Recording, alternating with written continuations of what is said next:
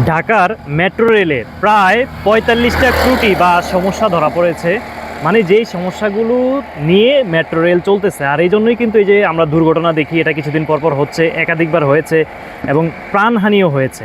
একটু চিন্তা করে দেখেন তো, হাজার হাজার কোটি টাকা খরচ করে যে মেট্রো করা হলো জনগণের টাকায়, সেই মেট্রো এটা করার আগেই তো আমি এটাতে কি কি প্রয়োজন এবং কি কি রিকোয়ারমেন্ট রয়েছে বা কোন কোন বিষয়, এগুলো ভালো মানের ইঞ্জিনিয়ার বা টেকনিশিয়ান তাদের মাধ্যমে কিন্তু এগুলো ফাইন্ড আউট করা প্রয়োজন।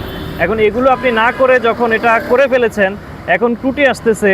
এই যে জনগণের টাকা যারা এইভাবে নষ্ট করতেছেন বা এই ত্রুটিপূর্ণ কাজগুলো দুর্নীতির কারণে করা হচ্ছে, এগুলোর সমাধান কি?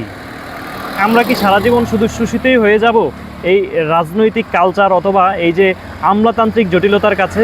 আমাদের পরে অনেক দেশ স্বাধীন হয়েছে, তারা আমাদের চাইতে অনেক বেশি এগিয়ে গিয়েছে।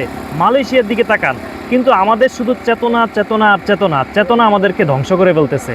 আসলে প্র্যাকটিক্যাল ভালো মানুষ লাগবে আমাদের, এবং শুধু ভালো মানুষ হলে হবে না, তাকে অবশ্যই অভিজ্ঞ হতে হবে, কর্মঠোর হতে হবে।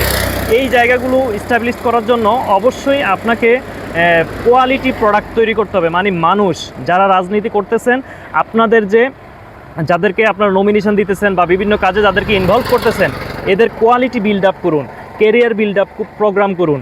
এগুলো খুব একটা করছেন না। হাতে গোনা হয়তো বা দুই একটা রাজনৈতিক দল কেরিয়ার বিল্ড আপের প্রোগ্রাম করতেছে, কিন্তু ম্যাক্সিমামই শুধু চাটুকারের মতো রাজনীতিটা করে যাচ্ছে আর দেশটাকে শোষণ করে যাচ্ছে।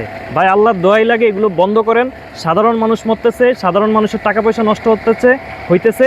আপনাদের সন্তানরা তো দিন শেষে দেশের বাইরে বিলাসী জীবনযাপন করতেছে আমাদের টাকা নিয়ে।